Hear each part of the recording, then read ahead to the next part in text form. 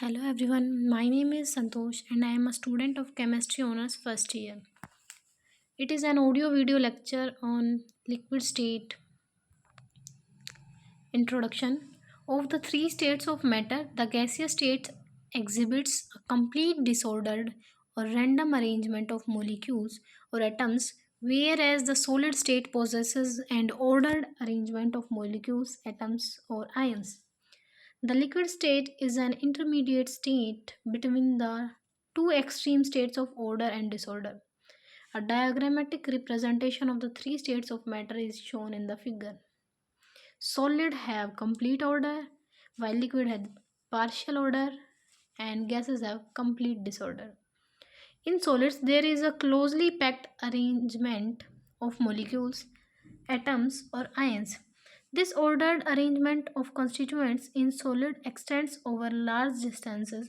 Thus, solids have long range order. In solids, the intermolecular forces of attraction are strong. As a result, the molecules in a solid are strongly held and cannot move, and solids have definite shape and definite volume. In gases, the molecules are in constant random motion. There are large space in between them, and the intermolecular forces of attraction are negligible. Therefore, gases do not possess a definite shape and definite volume. Due to less intermolecular spaces, liquids are much less compressible.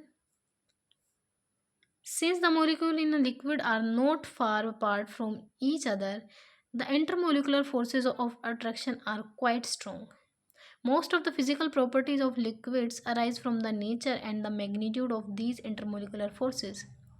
Therefore, before describing the physical properties of liquids, we must take a look at the nature of the intermolecular forces.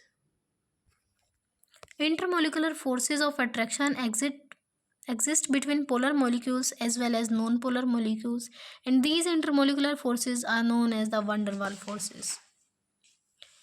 These forces are electrical in nature and their origin lies in the attraction of charges of opposite sign. The magnitude of these forces can be calculated considering a pair of molecules. The main type of intermolecular interactions in liquid state are dipole-dipole interaction, dipole-induced dipole interaction, induced dipole interaction, and hydrogen bonding. Now, structure of liquids. The structure of liquids is less well established than that of gases or solids. Liquids occupy an intermediate position between the complete disorder of gases and perfectly ordered arrangement of solids. In liquids, there are strong cohesive forces, hence, the molecules are loosely packed. This gives them similarity to the solid state, but the molecules in liquids have appreciable translational energy which inhibits the long range order. Whereas in solid state, the kinetic energy of constituent particles is negligible because atoms or ions can only vibrate about their mean positions. We will consider some approaches which help in understanding the structure of liquids. First one is incompressibility. The ease with which liquids flow shows that the molecules in liquids are randomly arranged like those of a gas. Liquids are incompressible, which indicates the strong forces of attraction and compact structure of liquids resembling that of a solid. Liquids represent an intermediate state between order and disorder. Second one is change in molar volume on fusion and vaporization. When a solid melts, its molar volume increases by about 1%, whereas the increase in volume is about 100 to 1000 times. When a liquid is converted into vapors at its boiling point, a small change in volume during fusion indicates that there is some disorder when the solid melts. But a large increase in volume when a liquid changes into vapor indicates a large disorder from liquid to gaseous state. It reveals that liquids do not have perfect order as in solids, but they are not so disordered like gases. Third one is enthalpy of fusion and vaporization. The amount of heat required to melt 1 mole of solid at At the melting point, that is the enthalpy of fusion, delta HF is found to be much lesser than the enthalpy of vaporization, that is delta HV, which is the heat required to convert 1 mole of liquid into vapor at its boiling point. For example, the heat of fusion of ice delta HF is 6.1 kJ per mole, whereas the heat of vaporization of water delta HV is 40.7 kJ per mole. The lower value of enthalpy of fusion suggests that some disorder is introduced when a solid is melted at its melting point. The heat of vaporization is a measure of strength of the intermolecular forces holding molecules in the liquid state. Thus, a large value of enthalpy of vaporization means more heat is absorbed in changing the liquid into vapor. In other words, large disorder is caused in going from liquid to vapor state, and this can be shown as solid to liquid. Small value of delta HF, some disorder occurs. Liquid formation, liquid to gas, large value of delta HV, large disorder occurs. Again, we reach the conclusion that the constituent particles of liquid are not as perfectly ordered like in solids, but they are not so disordered like those in gas. Fourth one is entropy of fusion and entropy of vaporization. Entropy of fusion delta SF, that is the entropy change accompanying melting of 1 mole of solid at the melting point, is found to be lesser than the entropy of vaporization, that is delta SV, which is the change in entropy involving the vaporization of 1 mole of liquid at its boiling point. For example, the entropy of fusion of ice at 273 Kelvin is plus 22.1 joule per Kelvin, and entropy of vaporization of water at 373 Kelvin is 109 joule per Kelvin. Entropy is a direct measure of disorder, so it indicates that lesser disorder is introduced when a solid changes to liquid than when a liquid converts into a gas. This implies that liquid state is an intermediate state of perfect order of solids and complete disorder of gases. The fifth one is X-ray diffraction studies of liquids. X-ray diffraction studies of crystalline solids show a series of bands which show that the atoms in the crystals are arranged in a definite regular pattern. In other words, solids possess long range order. The X-ray diffraction pattern of gases show a continuous scattering of X-rays without showing any maxima or minima. This indicates complete disorder in gaseous molecules. Liquids occupy an intermediate place between the complete order of crystalline solid and complete disorder of gaseous state. This fact is also supported by X-ray diffraction patterns of a substance in a liquid state. The X-ray diffraction pattern of liquid mercury is given in the figure 6.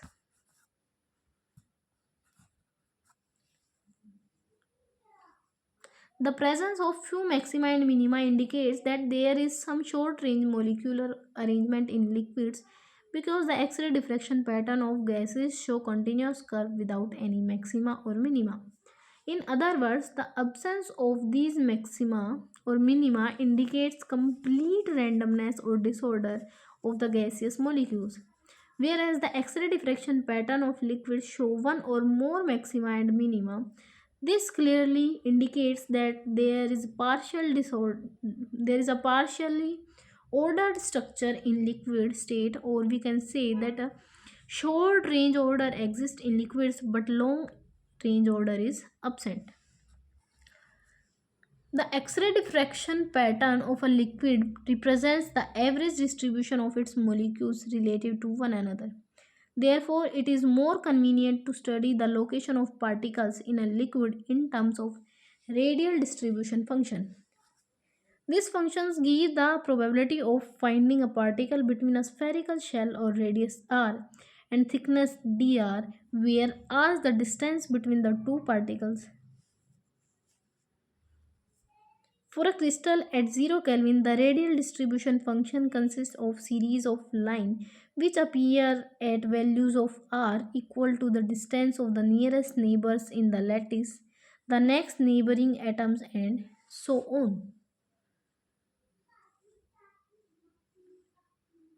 Now, when the temperature is raised, the lines broadening into bands, the area under each band is proportional to the number of atoms at the distance. Figure 7 shows radial distribution function or liquid mercury at 293 Kelvin. It is seen that there is one sharp maximum, but as we move away from the centrally chosen atom, the maxima are diminished. It is clear from figure 7 that the radial distribution function for a liquid is 0 for small values of r because of short range intermolecular repulsions. First maxima appears at about 10 to 11 nearest neighbors that surround each molecule.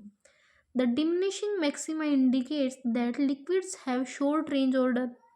Since liquids have no long range order, the radial distribution function becomes constant after a few molecular diameters. Now,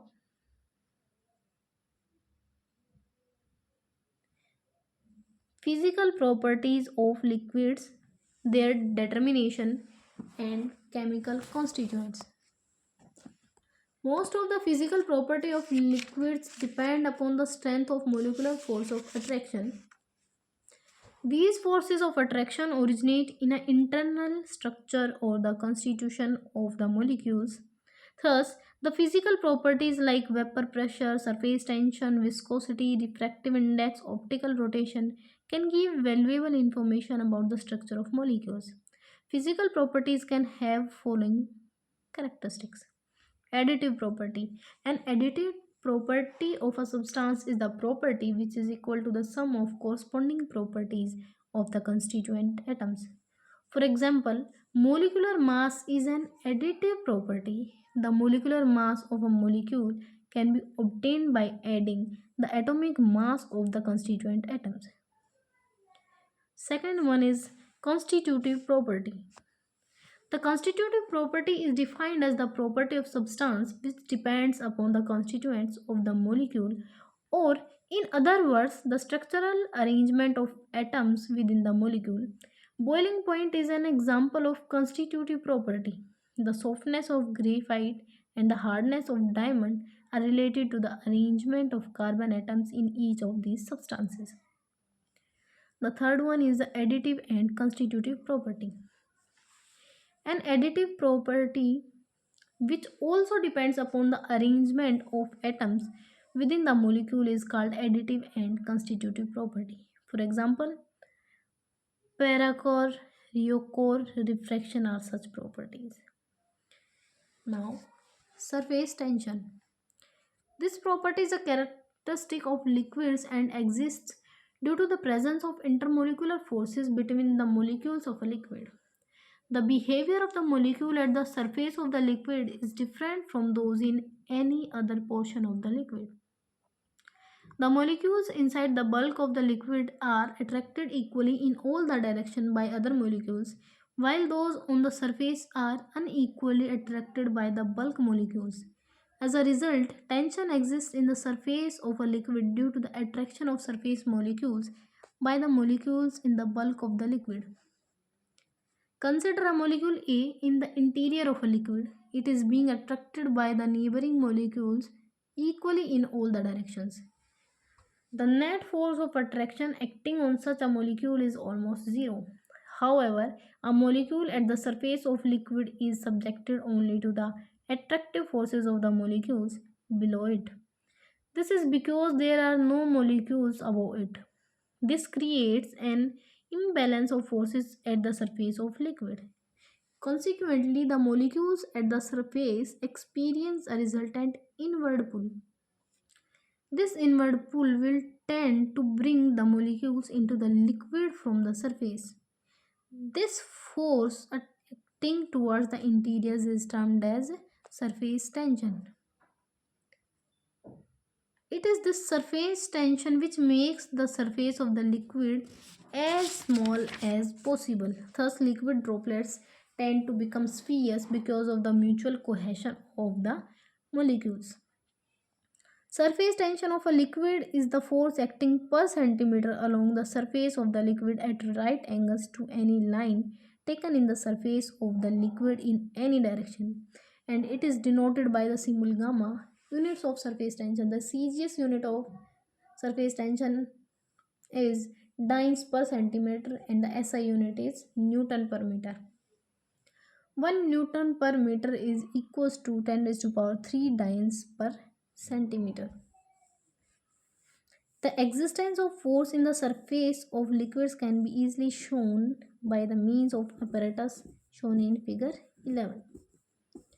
It consists of a rectangular frame of thin wire in which one side AB is movable. A thin film of liquid is formed on the frame. If no force is applied on the movable part, it will move towards the fixed opposite side till the entire film is destroyed. It indicates that the liquid has a tendency to have minimum surface area. To increase the area of surface, some work has to be done against the inward pull. To extend the area of surface, movable part is moved from position AB to CD. Thus, some work has to be done against the force of surface tension. The work done in increasing the surface area by 1 square centimeter is called the surface free energy, and it has the units of energy per unit area. Again, I am saying the work done in increasing the surface area, the work done in increasing the surface area by 1 square centimeter is known as the surface energy, and its unit is energy by area. Surface energy and surface tension are equivalent. Surface energy is equals to amount of work done divided by amount of area increased. We can say force into distance upon area. In CGS units, we have surface area is equals to 9 per centimeter. In SI unit, we have surface energy in Newton per meter. And surface energy is numerically equal to the surface tension. Surface tension or surface energy is due to the intermolecular interaction between the molecules. Therefore, liquids with stronger intermolecular forces will have large surface tension. Since enthalpy of vaporization is also a measure of intermolecular forces, there is a strong correlation between the surface tension and the enthalpy of vaporization.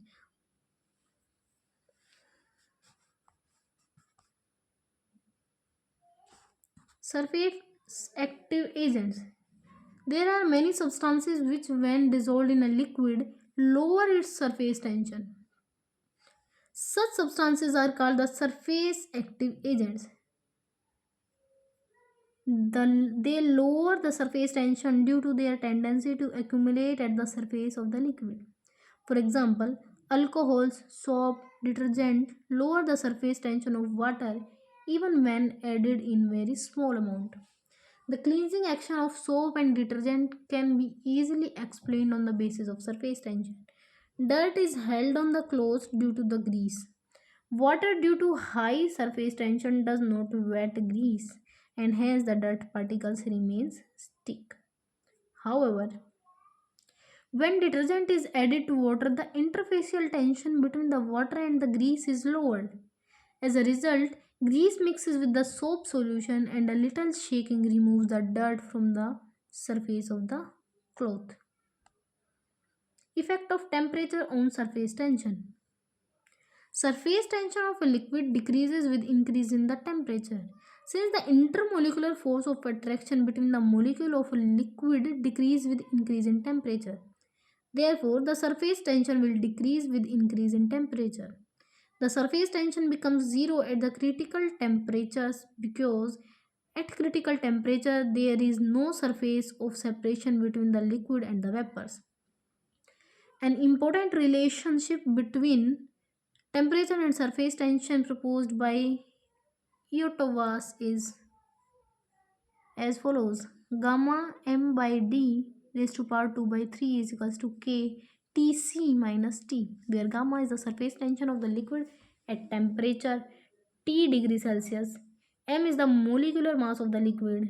D is the density of the liquid at temperature T degrees Celsius. Tc is the critical temperature of the liquid, and K is a constant independent of temperature. The term m upon d is molar volume of the liquid. Now, consequences of surface tension. The following two important phenomena are due to the surface tension. First one is the spherical shape of drops. The liquid drops have nearly spherical shapes.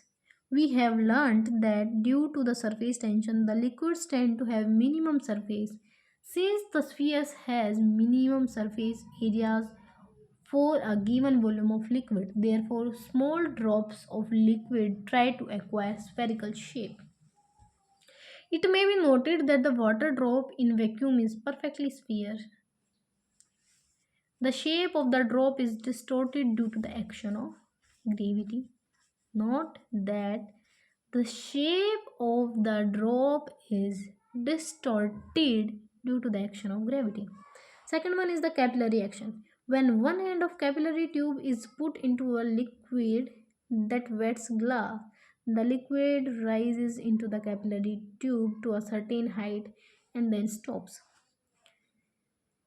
The rise of liquid in a capillary tube is due to the inward pull of surface tension acting on the surface, which pushes the liquid into the capillary tube. For liquids which wet the glass, the meniscus is concave, and which do not wet the glass show a convex meniscus. The angle which is curved mixed with the wall of the capillary tube is the contact angle. The angle which is made with the curved surface, that may be concave or convex, makes with the wall of the capillary tube is the contact angle, and it is found by drawing a tangent at the point of contact between liquid and glass. Now, another property of liquid, which is known as viscosity. All liquids possess the property of flowing, but some liquids flow more easily than others. For example, liquids like honey, glycerin flow very slowly, whereas some others like water, petrol flow very rapidly. This is because liquids exhibit the resistance to the flow due to a type of internal friction. Thus, viscosity is a property of liquid due to which it offers resistance to its own flow. Cause of viscosity. To understand the cause of internal friction, consider a liquid flowing through a narrow glass tube as given in the figure 19. A liquid flowing in a tube is considered to consist of a series of layers, one above the other. The layer of liquid in contact with the wall of the tube is almost stationary. Is almost stationary. As we move towards the center of the tube, each layer has greater velocity than the previous one. Each slower moving liquid layer causes a drag on the faster layer moving adjacent to it. This internal friction between the layers of the moving liquid is the cause of the viscosity. This internal friction between the layers of the moving liquids is the cause of viscosity. Greater the viscosity of liquid, lesser will be its tendency to flow. The viscosity of a liquid depends upon the following factors. First is the intermolecular forces of attraction in a liquid. Second, the molecular mass of the liquid. Third is the temperature. Rise in temperature weakens the intermolecular forces of attraction, hence decrease the viscosity of liquid. The viscosity of the liquid decreases by 1 to 2% for each degree rise in temperature. Pressure. High pressure increase the cohesive forces between liquid molecules and increase the viscosity to a small extent. Conversely, we may say that as we move from the center towards the wall, the velocity of the layers keeps on decreasing. Due to the greater intermolecular attraction among us, the molecules of a liquid, the molecules moving in any layer offers some resistance or friction to the layer immediately below it. This force of friction which one layer of the liquid offers to the another layer of the liquid is known as viscosity. Coefficient of viscosity. The internal resistance to the flow of liquid can be measured in terms of the tangential force which is required to maintain the constant speed of different layers. This force F depends upon the following factors.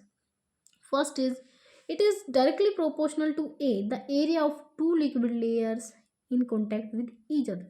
Second, it is directly proportional to dV, the velocity difference between two adjacent layers. Third one, it is inversely proportional to dx, the distance of separation between the two adjacent layers. Thus, we can write f in the form f is directly proportional to a dv by dx, that f is equals to eta a dv by dx, and eta is the constant, so eta is equals to force upon area into dx by dv. The constant eta is the constant of proportionality and is known as the coefficient of viscosity or simply viscosity of a liquid. If dv is equals to 1 and c dx is equals to 1 centimeter and area is also 1 centimeter per square, then f is equals to eta.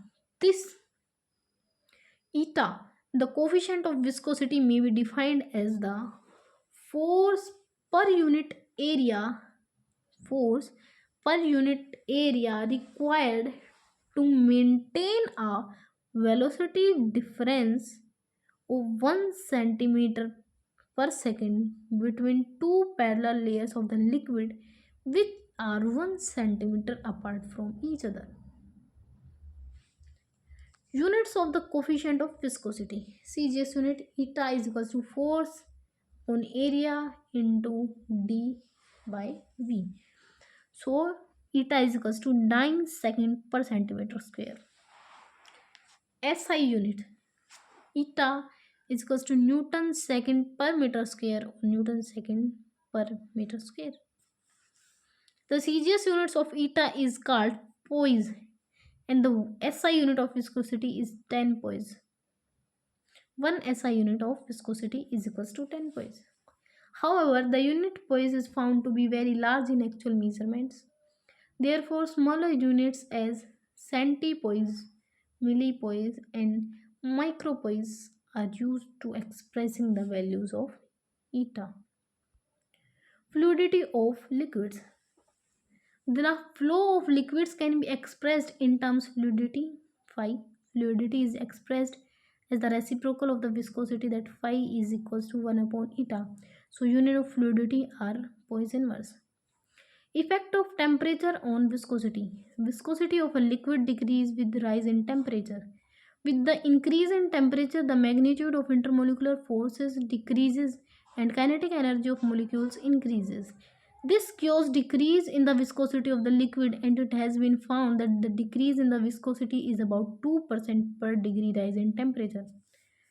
The decrease can be expressed mathematically by the following equation given by Arrhenius, that is eta is equals to a e raised to power capital E upon RT, that is log eta is equals to log a plus E upon 2.303 RT. Measurement of coefficient of viscosity. The viscosity of a liquid is usually measured by observing the rate of flow of the liquid through some form of capillary tube. Poiseuille derived an equation based on the viscous flow of liquids through capillary tubes. Poiseuille equation is eta is equals to pi small p r raised to power 4 t upon 8 v I L, where eta is the coefficient of viscosity, p is the hydrostatic pressure on the liquid, v is the volume of liquid flowing out of the capillary in time t, small t time in which volume v of the liquid flows out, r is the radius of capillary tube, and L is the length of capillary for flow of liquid. For a capillary, R and L are constant. If a fixed volume of V of liquid is taken, then equation can be written as eta is equals to K small p into T, where the constant K includes all the constant pi 8 R L of the equation first. Using equation second, it is easy to compare the coefficient of viscosity of two liquids when the same capillary tube is used and their equal volumes are made to flow through it. Then eta 1 upon eta 2 is equals to k p1 t1 upon k p2 t2, that is equals to p1 t1 upon p2 t2, that equation third. The instrument used to comparing the viscosity of liquids is known as a viscometer. The viscometer most commonly used for comparing the viscosity of liquids is the Ostwald viscometer. The viscometer consists of a capillary tube DB connected at its upper part with a bulb. Its lower end leads to a wider U-shaped tube provided with a bulb E. Marks are etched at C and D above and below the bulb A. A definite volume of liquid is introduced into E through F, which is then sucked into other limb till the surface rises above the mark C. The time T seconds is observed for liquids to flow between the marks C and D. The experiment is repeated with the another liquid. And the Ostwald viscometer is shown in the figure 21, which is directly attached to this topic.